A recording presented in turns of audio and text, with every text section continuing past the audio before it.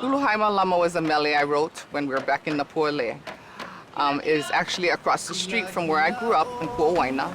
It is a cemetery. At one time, this was Lei Lehua garden, where her people would come and pick flowers from that garden and wrap them in newspaper and take them to her so that she would know what was happening to her people.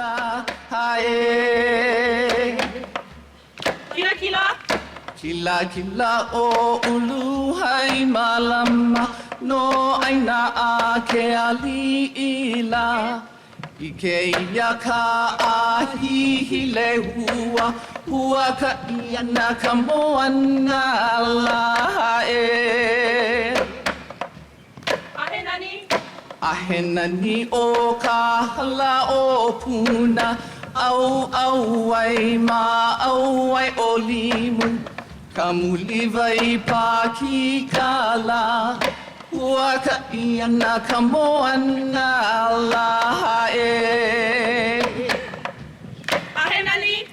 Ahenani o ka hala o puna au ai ma au ai o limu. Kamuliwai pakikala hua ka iana ka moana lae.